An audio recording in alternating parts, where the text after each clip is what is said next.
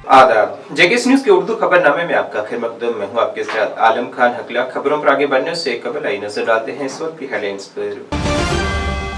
साबिक वजीर आजम डॉक्टर मनमोहन सिंह का 92 बरस की उम्र में हुआ इंतकाल के नामवर शख्सियत ने उनकी वफात पर गहरे सदमे का किया इजहार। कश्मीर में मंशियात मुखालिफ मुहिम में पुलिस ने इस साल दर्ज किए हैं 2000 मुकदमा, 3200 अफराद गिरफ्तार और 40 करोड़ रुपयों की जायदाद की गई है जब्त। पीओजे के रेफ्यूजी फ्रंट ने देरीना मुतालबात को पूरा करने का मुतालबा करते हुए जम्मू में फिर किया एहतजाज।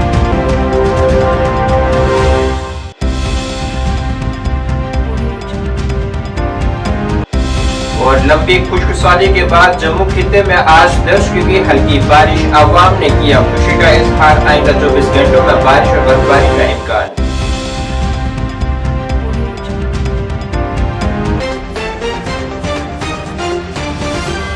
अब खबरें तफसील से। साबिक वजीर आजम डॉक्टर मनमोहन सिंह का कल रात नई दिल्ली में इंतकाल हो गया है। वो 92 बरस के थे। डॉक्टर मनमोहन सिंह ने एम्स दिल्ली में आखिरी सांस ली है। उन्हें नाजुक हालत में कल रात 8 बजे के करीब एम्स के इमरजेंसी वार्ड में दाखिल करवाया गया था। यहां उन्होंने रात 9:51 पर आखिरी सांस ली है। डॉक्टर सिंह को 1991 में माशी इस्लाहात का मामार समझा जाता है, जो उस वक्त के वजीर आजम पीवी नरसिम्हा राव के दौरे हुकूमत में वजीर खजाना थे। उन्होंने मुल्क में माशी लिबरलाइजेशन के दौर का आगाज किया। डॉक्टर मनमोहन सिंह 2004 से 2014 तक कांग्रेस की क़यादत वाली यूपीए हुकूमत में 2 बार मुल्क के वजीर आजम रहे। वो 33 साल तक अपनी खिदमत अंजाम देने के बाद इस साल अप्रैल महीने में राज्यसभा से सबकदोश हुए थे। उनकी वफात पर कई नामवर शख्सियत ने गहरे सदमे का इजहार किया है और उनके साथ गुजारे हुए लम्हात को याद किया है कि हमारी इकोनॉमी आज तरक्की पे है। मैं इनके साथ वज़ीर था इनकी हुकूमत में, और रिन्यूएबल एनर्जी को पहली दफ़ा हिंदुस्तान में रिकग्नाइज किया गया। ये वो एनर्जी है जो मैं समझता हूँ आगे के लिए सबसे बड़ी मुफीद होगी, न सिर्फ हिंदुस्तान के लिए बल्कि सारी दुनिया के लिए। मैं अपनी तरफ से, अपनी जमात की तरफ से, अपने ख़ानदान की तरफ से उन्हें श्रद्धांजलि पेश करता हूँ और उम्मीद करता हूँ कि जो काम छोड़ गए हैं बाकी वो हम लोग और दूसरे उसको पूरा कर सकेंगे और इस मुल्क को आगे ले सकें। मनमोहन सिंह जी के निधन पर बहुत ही अफसोस हुआ। वो मेरे ख्याल में देश के पहले प्रधानमंत्री थे जो इकोनॉमिस्ट, और उनकी छाप पूरी दुनिया में पड़ी। उनके इकोनॉमिक लिबरलाइजेशन के लिए, जिससे हिंदुस्तान का इकोनॉमिक नक्शा ही बदल गया। आज उनके क्रिटिक भी उनकी तारीफ करते। हमें दोनों को इकट्ठे काम करने का मिला 91 से 96 तक। राव जी की गवर्नमेंट में हम दोनों कैबिनेट मिनिस्टर थे। वो फाइनेंस मिनिस्टर थे, मैं सिविल एविएशन, टूरिज्म और पार्लियामेंट्री अफेयर्स मिनिस्टर था। तो बहुत ही अच्छे रिश्ते हमारे रहे आपस। मुझे याद है कि 93-94 में एज सिविल एविएशन मिनिस्टर जब मैं उसको प्राइवेट एयरलाइन को भी अलाउ करना चाहता था तो मैं उनके पास बैठा और मैंने कहा कि मैं कैबिनेट में प्रपोजल ला रहा हूं ओपन स्काई पॉलिसी, तो आपकी मदद की जरूरत चाहिए। तो उन्होंने कहा यही तो मैं चाहता था और आप लाइए, मदद करें। उसके बाद मुझे मौका मिला उनके साथ एज मंत्री के रूप में भी, जब वो प्रधानमंत्री थे 2004 और 2005 में, और फिर मैं चीफ मिनिस्टर गया। और 2009 से लेकर 2014 तक मैं दोबारा उनके अंडर हेल्थ मिनिस्टर रहा। एक नॉन इंटरफेयरिंग प्राइम मिनिस्टर, बहुत ही अच्छे प्राइम मिनिस्टर होकर भी वो एक अच्छे दोस्त भी थे, भाई के तरह भी बिहेव करते थे, बाप की तरह भी बिहेव करते थे, प्राइम मिनिस्टर की तरह भी बिहेव करते थे। डोगरा सदर सभा ने साबिक वजीर आजम डॉक्टर मनमोहन सिंह की वफात पर गहरे सदमे का इजहार किया है और उनकी रूह के सुकून के लिए पूजा की है और उनकी वफात को मुल्क के लिए एक बड़ा नुकसान करार दिया है। एक प्रेस कॉन्फ्रेंस से खिताब करते हुए सभा के सदर ठाकुर गुलचैन सिंह चाड़क ने जानकारी दी है कि साबिक वजीर आजम की वफात के तनाजुर में उन्होंने सभा की 120वीं सालगिरह की तकरीब जो कि आइंदा कल मुनक्किद होनी थी, जिसमें वजीर आला उमर अब्दुल्ला और दीगर शख्सियात की शिरकत मुतवक्का थी, वो भी मनसूख कर दी गई है। कि आज डोगरा सदर सभा की एग्जीक्यूटिव कमेटी की एक एमरजेंट मीटिंग हुई है, जिसमें बड़ी शॉकिंग न्यूज़ जो हमें मिली कि हमारे सरदार मनमोहन सिंह जी जो 2 दफ़ा प्रधानमंत्री हमारे भारतवर्ष के रहे, वो हमारे बीच नहीं रहे, अचानक स्वर्गवास हो गए। उसके लिए सब ने दुख का इजहार किया और उनको श्रद्धांजलि भेंट की। भगवान से प्रार्थना की, वाहेगुरु से प्रार्थना की कि उनकी रूह को शांति दें, अपने चरणों में स्थान दें और हम सबको हिम्मत दें कि इतनी बड़ी जो कमी भारतवर्ष के अंदर हुई है, ऐसे इंसान जिनके चेहरे पर कभी गुस्सा नहीं देखा, कभी नाराज़गी नहीं देखी, और क्या क्या उनकी अचीवमेंट्स हैं हर फील्ड के अंदर, as prime minister, as finance minister, as bureaucrat, क्या क्या उन्होंने लाइफ में किया है, ये एक लंबी कहानी है, आप सब जानते हैं। तो ये बहुत दुख हुआ, बहुत कमी है आज की जिसकी उनका माहौल है, इसके अंदर ऐसे संतों का, ऐसे सियासतदान का, ऐसे गंभीर शख्सियतों का चले जाना एक बहुत बड़ी कमी है। तो उनको आज हमने श्रद्धांजलि भेंट की और भगवान से प्रार्थना की। दूसरा, आप सब जानते हैं कि डोगरा सदर सभा जिस संस्था में हम बैठे हैं 120 साल पुरानी संस्था है। आज 120वां जनरल काउंसिल का अजलास हमने उसका फ़ैसला किया था कि कल 28 दिसंबर को ये 120वां अजलास यहाँ पर होगा, उसमें रेजोल्यूशंस होंगे, कहानी होगी डोगरा सदर सभा की, किन बुज़ुर्गों ने कैसे ये पौधा लगाया जो आज बड़ा पेड़ बन के खड़ा है, जिसने एक अहम रोल किया जम्मू कश्मीर की और भारतवर्ष के अंदर भी, सियासत के अंदर, और उसके बाद भी एज सोशल ऑर्गेनाइजेशन भी अद्भुत काम किए, चाहे वो शुआशात की बात थी, बाकी चीज़ें थी, उनको याद करना था। वो भी हमें, क्योंकि हमारे चीफ गेस्ट हमारे honourable chief minister Omar Abdullah sahab और उनके साथ बड़े सारे ऑनरेबल लेजिस्लेटर्स वगैरह वो सब आ रहे थे, और आज के कल का उनको सम्मानित भी करना था जो ऐसी हस्तियां हैं, चाहे वो कल्चर के फील्ड में हैं, चाहे एजुकेशन के फील्ड में हैं, वीर नारियां हैं, उन सब को हमने बुलाया हुआ था। लेकिन अफसोस की बात है हमें वो पोस्टपोन करना पड़ेगा और करना पड़ा।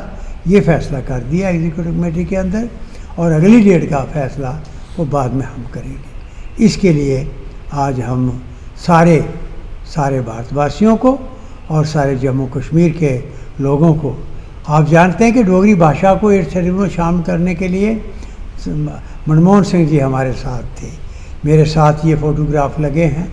और जब सेलिब्रेट करना था यहाँ पर पहली दफ़ा मान्यता दिवस, तो भी यहाँ आई, सारी टीम यहाँ पर आए और मनमोहन सिंह जी सारा दिन शाम तक उन सेलिब्रेशन में रहे।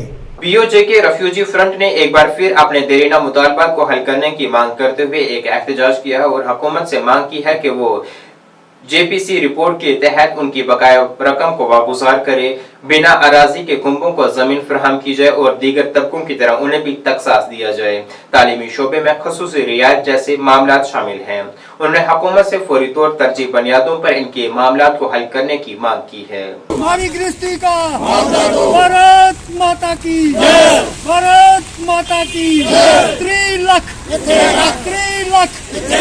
असेंबली की 24 सीटें, असेंबली की 24 सीटें, असेंबली भारत माता की, आवाज दो, आवाज दो, हम क्या चाहते, इंसाफ के आगे इंसाफ। श्रद्धांजलि है और पीओजे के रिफ्यूजियों की तरफ से, और मैं उम्मीद करता हूं कि ये समय की बात है, समय चलता जा रहा है और आस्ता आस्ता पुराने लोग हमारे से बिछड़ रहे हैं। बाकी हमारी कुछ डिमांड्स हैं, वो इस प्रकार से हैं कि हम अभी अपने प्रधानमंत्री मोदी जी से भी, गवर्नर साहब से भी और उमर साहब से भी दरख्वास्त करते हैं कि हमारी डिमांड के ऊपर गौर फरमाया जाए और हमारी डिमांड को हल किया जाए। सबसे नंबर 1 ये है कि अभी तकरीबन 4200 फाइल जो पीओ के रिफ्यूजियों की पास हो चुकी है, दिल्ली में डाटा जा चुका है, उसका पैसा नहीं डाला जा रहा, पैसा जल्दी से जल्दी डाला जाए। नंबर 2, जेपीसी के आधार पर हमारा ये 30 लाख रुपया मंजूर हुआ था पर फैमिली, जो अभी 5.5 भी नहीं दे पाए हैं, और हम दरख्वास्त करते हैं कि वो 24.5 जो बैलेंस है वो भी दिया जाए। नंबर 3, जो लैंडलेस लोग हैं जिनके पास ज़मीन नहीं है, उनको ज़मीन और प्लाट दिया जाए ताकि वो भी कहीं अपनी खोई जायदाद का ये कह सकें, फ़ख्र से कह सकें कि हमें भी गवर्नमेंट ने एक रिफ्यूजी के नाते बसाया है, जब बसाव किया है। अगली चीज़ है, हमें रिजर्वेशन चाहिए, जैसे पहाड़ी लोगों को, बकरवाल लोगों को, और उन्होंने स्टेटस दिया है, हमें भी मिलना चाहिए। सबसे गया कमज़ोर तबका जो भी रिफ्यूजी है, रिफ्यूजी एक किस्म का सब कुछ छोड़कर आया था, सब कुछ लुट गया था। अगर किसी ने अभी थोड़ा सा स्टैंड हुआ वो बात दूसरी है, लेकिन फिर भी मैं ये कहना चाहता हूँ कि ये स्टेटस हमें मिलना चाहिए, चाहे हमें रिफ्यूजी स्टेटस दिया जाए, बैकवर्ड क्लास का स्टेटस दिया जाए या पहाड़ी स्टेटस दिया जाए, हम उसके लिए लेने के लिए तैयार हैं। अगली बात, हमारे बच्चे अनपढ़ रह गए, उनको कोई नौकरी नहीं है, कोई कुछ नहीं है। हम चाहते हैं कि बच्चों को नौकरी का बंदोबस्त किया जाए, जो अभी अनपढ़ हैं या ऐसे बेरोज़गार खड़े हैं, उनको नौकरी दी जाए। अगली चीज़, स्कूलों कॉलेजों में हमारे लिए कोई बंदोबस्त नहीं है, कोई उसमें छूट नहीं है, बाकी सबको छूट दी जा रही है, लेकिन पीओजे के रिफ्यूजियों को आज तक किसी किस्म की छूट नहीं दी गई, जो हम चाहते हैं कि हमें भी छूट दी जाए। अगली चीज़ मैं कहना चाहता हूँ कि आज कितना समय हो गया, हमारा बसाव क्यों नहीं हुआ? सिर्फ हमें टकराते रहे, समझाते रहे, मीठी मीठी बातें करते रहे, वक्त निकालते रहे, और वक्त निकाल कर अपना कार्यकाल पूरा किया और चलते हुए हम वैसे के वैसे उसी दरिया के किनारे खड़े हैं, देख रहे हैं किश्ती कब आएगी, कब किश्ती मला लगाएगा, कब हम पार जाएंगे। हमारा वही हालत है। इसलिए मैं फिर अपनी गवर्नमेंट से, स्टेट गवर्नमेंट से, सेंट्रल गवर्नमेंट से अनुरोध करना चाहता हूँ, दरख्वास्त करना चाहता हूँ, बड़ी निम्रता से कहना चाहता हूँ कि मेहरबानी कर कर रिफ्यूजियों की तरफ भी देखा जाए, उनका मसला जल्द से जल्द हल किया जाए। जय हिंद। कश्मीर में मंशियात की लानत के खिलाफ जारहाना क्रैकडाउन में पुलिस ने मंशियात के नेटवर्क्स को खत्म करने और खित्ते में गैर कानूनी काश्त को खत्म करने के लिए एक मिशन मोड ऑपरेशन शुरू किया है। 2 सालों में की गई कार्रवाई की तफसीलात फराहम करते हुए आईजीपी कश्मीर वी.के. बरीदी ने मीडिया से बात करते हुए इंकशाफ किया है कि एनडीपीएस एक्ट के तहत 2000 मुकदमा दर्ज किए गए हैं, जिसके नतीजे में 3200 अफराद की गिरफ्तारियां अमल में आई हैं, जो कि मंशियात से मुत्तलिक जराइम में मुलविस रहे हैं। इंसदाद मंशियात मुहिम के एक हिस्से के तौर पर मंशियात की स्मगलिंग से मुंसलिक 40 करोड़ रुपए की जायदादें जब्त की गई हैं और तकरीबन 8000 कनाल गैर कानूनी तौर पर काश्त की गई अराजी को तलफ कर दिया गया है।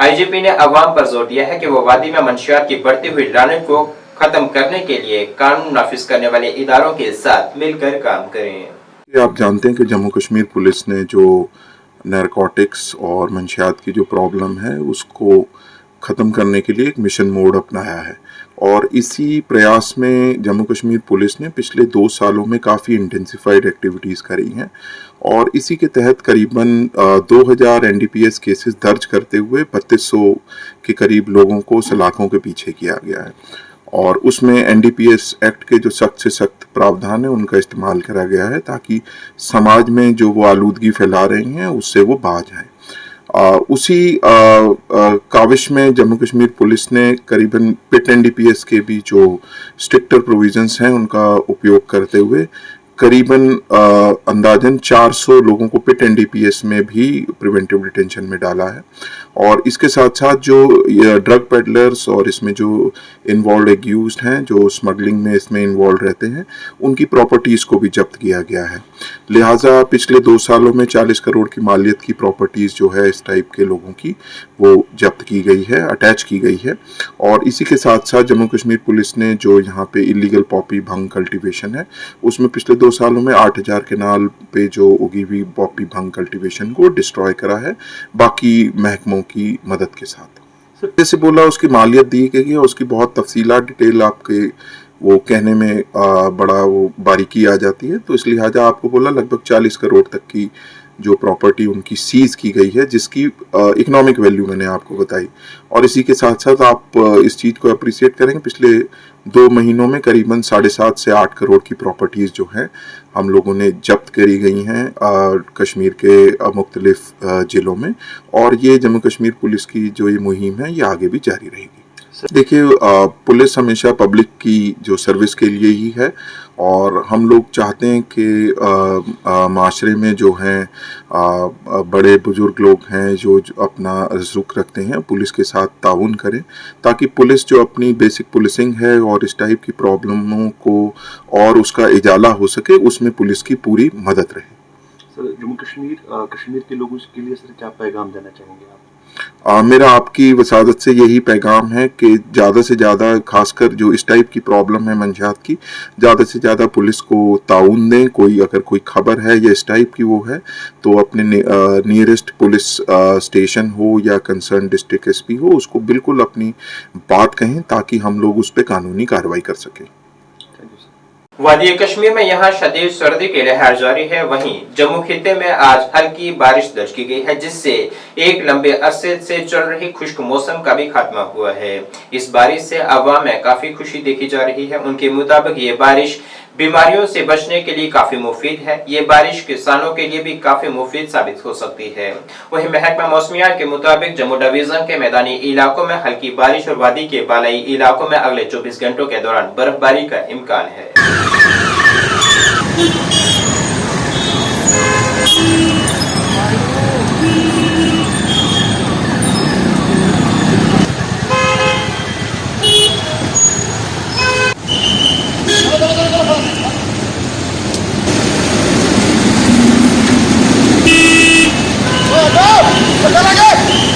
मैं सबसे पहले पूरे जम्मू कश्मीर को ये बधाई देता हूँ कि ये मौसम की पहली बारिश है। इस बारिश से पता कितना फ़ायदा है। खांसी, बुखार, बच्चे बीमार, बड़े बीमार, मैं खुद इतना बीमार हुआ हूँ सिर्फ इस बारिश ना होने के कारण। आज बारिश आई है, आज लोगों को और पूरी जम्मू कश्मीर को क्या सभी को इसका बहुत फ़ायदा होगा। कश्मीर में देखें आप, बर्फबारी हो रही है लेकिन बारिश नहीं हुई, लेकिन आज जम्मू में बारिश हुई है। यह बड़ी एक मुबारक की बात है। मैं खासकर आपको चैनल वालों का बड़ा धन्यवाद करता हूं, क्योंकि जो समय समय पे इतनी अच्छी खुशखबरी देते हैं, तो आपका सबसे पहले आपका धन्यवाद है। क्योंकि मौसम विभाग ने कहा था कि 27 के लगभग बारिश होगी, लेकिन आज जम्मू में ये पहली बारिश है। इस बारिश से बहुत ज़्यादा फ़ायदा मिलेगा। बिल्कुल सर, वो देखो ना, ये तो ऊपर वाले की देन है। ऊपर वाला आज जम्मू कश्मीर में मेहरबान है। आज बारिश आ गई है, इसके बाद किसान बहुत ज़्यादा खुश होंगे। फसल होगी तो हम खाएंगे ना। आज हिंदवाड़ा पुलिस ने विलगाम पुलिस स्टेशन में एक जलसाए आम का एहतमाम किया है, जिसमें लोगों की कसी तादाद ने शिरकत की है। तकरीब के दौरान हाज़रीन ने एसपी हिंदवाड़ा के सामने अपने मसाइल पेश किए। एसपी हिंदवाड़ा ने अवाम को यकीन दिलाया है कि पुलिस के दायरे इख्तियार में आने वाले तमाम मसाइल को हल किया जाएगा। उन्होंने जोर देकर कहा है कि मंशियात फरोशी में मुलविस अफराद के खिलाफ सख्त कानूनी कार्रवाई की जाएगी। शुरा ने पुलिस के इस इकदाम को सराहा है। आप तक बात ना पहुंचाई, इस तरह अल्लाह का करम है, तुम्हारे सबके मुंह में कलमा है।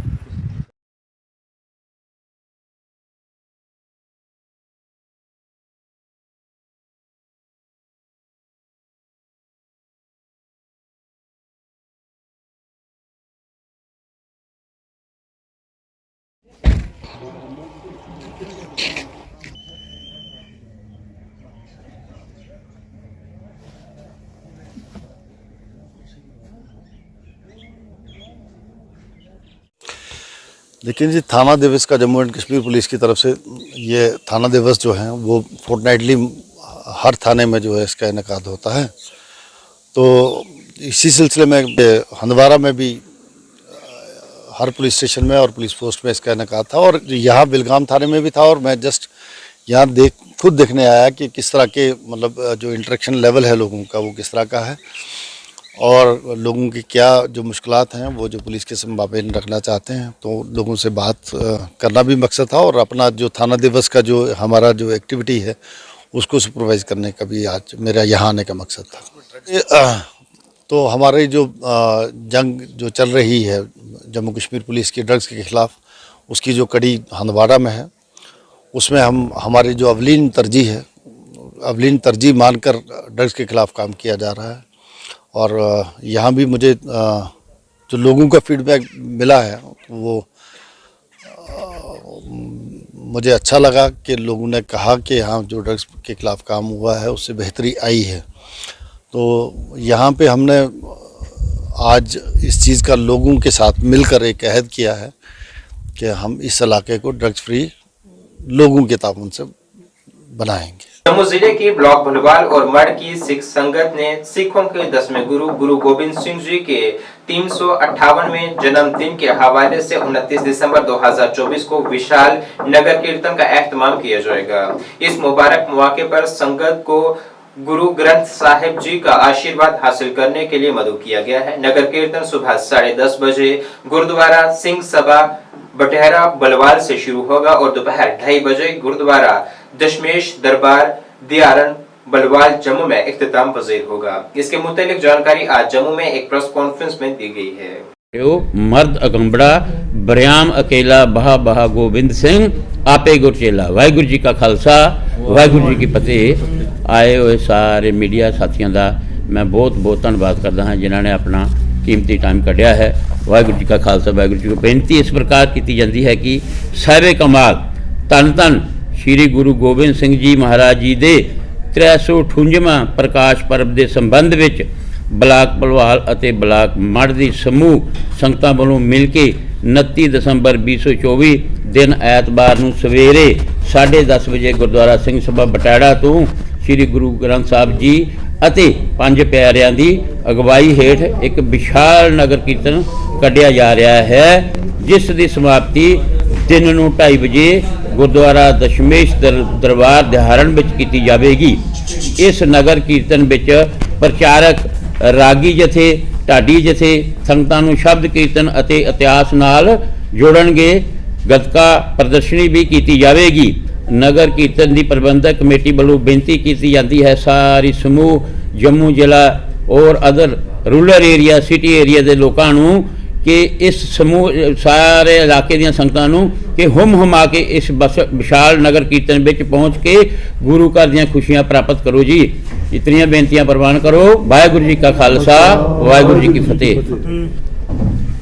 गुरुद्वारा साहब जम्मू कश्मीर नेशनल हाईवे उतों लैके दियारन गुरुद्वारा साहब तक। नाज़रीन इस वक्त के उर्दू बुलेटिन में बस इतना ही। मुझे मेरी टीम के साथ दीजिए इजाजत। अल्लाह हाफिज।